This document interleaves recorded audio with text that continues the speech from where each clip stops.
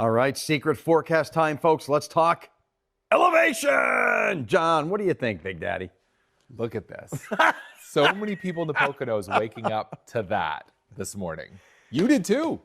So here's the deal. Gouldsboro, Jim Legg, he's a contributor. This guy has eaten cicada in our backyard. He's been a guest of ours. He's just a cool guy. This is where he lives, and parts of Gouldsboro, 2,000 feet above sea level. Yeah. That's high up, folks. That's like the top of Elk Mountain. So it was an elevation snow. Here is my, why is it funny? Because you know the story behind this. No. So this is snow on my 2017 Mazda Miata. I say that because normally what do people do with their summer sports cars? Put it in the garage. But John knows when I use this, my grandmother used to say, we all have our crosses to bear. Here's mine. No joke. When I drive this and I come home, I don't want to wait for the garage door to open. So I never put it in the... It's almost like there's a fire in my life always. I park it and I run out of my car. If I just put it in the garage. You wouldn't have to brush it off. It's ridiculous. It's my cross. At least you know. At least I know. I'm aware. I'm trying to work with this. All right. So, yeah, Snowfall in the elevations. I'm 1,700 feet above sea level. Look at Pottsville. Not too much going on. No Pottsville. No. Low elevation, little mist, little drizzle. Look, even something like Pottsville. If you're that guy in the city, you're like, oh, yeah, nothing happening here. But if you live up here, you're getting mist and drizzle. Yeah. So everything is so elevation dependent. Number one is what happened last night. Number two coming in tonight. John, look at number one. What do you think about that? See you later. See you later? You see the snow. Yeah, so there's the snow we had last night. Anywhere you see the blue or the white was snow that fell. And now it's just about over. So I have a little change in the forecast here. There could be a spotty shower, but look what happens most of the day today. That's already 3, 4 o'clock.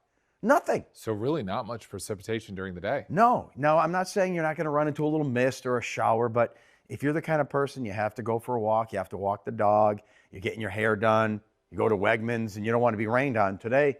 I know, John, every Friday, this might sound a surprise to you, but every Friday he gets frosted tips. We mentioned that before. So you don't want to get them when it's raining, right? No.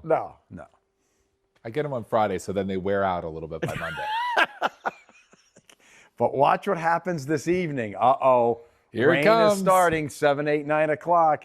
Sun goes down, even though you're not going to see it. The upper atmosphere getting really cold. I'll be asleep. Should I hit the button? Do it. Boom! Now we're starting to get some snow. This is 1 in the morning. Wait for it. Wait for it. There it is. So when you wake up tomorrow morning in all probably but the real low valley cities along the Susquehanna and our western counties, I think a lot of folks are going to see some wet snow tonight, early tomorrow morning. That's all the blue stuff. Now, it will taper off in the afternoon. It's just going to look bad, man, to see snow tomorrow, even though you knew it was going to happen. This is tomorrow. I think a lot of it's all going to depend on, number one, your elevation. Number two, what are you measuring on? Your car, your deck, the road, grass. Everything's going to have a different measurement. So it's not like a winter storm. Because the road probably not going to stick at all. Not going to stick. Just stick. A little. So that's why it's so hard to put numbers on something like this. But I can see 1 to 3, maybe even more inches in the elevated areas in the Poconos. That's tomorrow, ending in the afternoon. Here's another model showing same kind of, thing. So you're going to wake up tomorrow morning. Me? Personally? What am I going to do? You're going to get up. And this is what I'm imagining. You're so curious to see how much fell, but you're so disgusted by what's out there. But you got to look, obviously. Okay. And you're going to look, and then you're going to start cleaning, and then you're going to have to go look again. I'm already ahead of the game. I was stressed out about this, thinking, what am I going to do tomorrow? So I think I'm going to ask my wife, let's go somewhere. Let's just go. Let's just get out of here. Drive south. No, even like Binghamton, just go for the day. I don't want to look at my house and see snow. I just want to get out. We'll go to the mall. Just go to the mall. We'll go to Chick-fil-A. I don't know. I just got to get out. Today, cloudy, just a passing shower, steady rain and snow after 7 tonight. All right. Sean's going to love this, working the camera. He's my audience. All right, so we're doing a theme, silver and gold, right? Get your pointed pictures in, pointer at WNEP.com. Now, there's nothing here. It's just some mural, right? Some billboard. It's quite a mural. Sent this in. Yes, there's silver. There's gold in the hair and the horse and gold around his head. Where's the pointer? Yeah, where's the pointer? I see an army of men attacking, but You found him. Wait, there's more. So I'm going to zoom in. So this guy, Shane, right? Yeah. He owns Summit Sheet Metal. I think it's in Kingston. And look at how he just casually. That's what I love. Yeah, he's not like, but he's just like, eh. This is such a dramatic mural. And then he gets out a And sword. he's just hanging there with the sword. But wait, there's more. Look at his hair. Is the mural made in his likeness?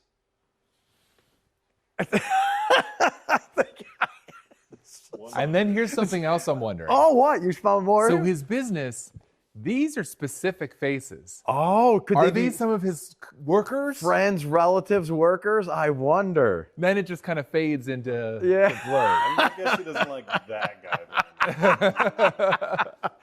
You better stay focused on those guys because that's the key to There's the a lot forecast. going on in that. So when the jet stream has this high amplitude pattern, this is all cold air. And on these troughs, you get the upward motion. That's why you get 1, 2 storms. But this whole thing, it's like the invading army in that picture. So think of that as cold air, moves over tomorrow, thus the snow. That big dip in the jet stream, John, leaves briefly Sunday into Monday. So actual nice day Monday. But look, the northern branch is so active. There's wave after wave. So another army of cold air is going to move in Tuesday, Wednesday of next week. I'm sorry. And look, No. there's another one behind it. We're in an ugly spring pattern. So 1 is leaving, 2 is coming, and 3 is also coming next week. So let's do a quick recap here. So this is what comes in tonight. Cold air meets it, so you get the snow. Then this thing leaves Sunday. I think Sunday cloudy, maybe some breaks of sun. Not a bad day. Okay. 55, but Monday, partly sunny nice. Okay. and 60. Woo! But- And then the invading army comes. So I think by Monday night, that's 11 o'clock, there might be some showers. That's the beginning of more, what? An invasion. An invasion of cold air coming. So here's a summary. Today, there's going to be a gap until evening, so get your stuff done. And then rain to snow tonight. I'm going with a trace to 3 inches, could be a little more. And then a brief warm up into Monday and then back to the cold. All right. So, John has to open up the barn door here. I'm told, John, now, what about that middle horse? He has the nicest eyes, right?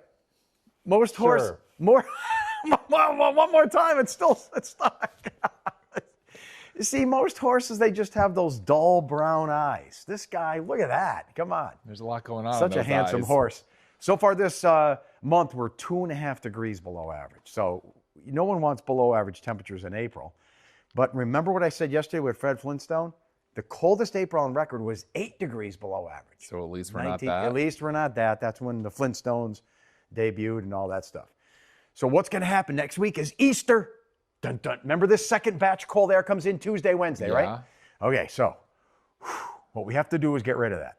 It leaves. It tries to warm up again Thursday, but that third batch of cold air comes in, and these two team up together. So now look at this. Wait, they're going to team up? Kind of, yes. Oh, no. So that's next Friday, Saturday. That's a day That's before Easter Easter weekend. Sunday, but there's some hope here.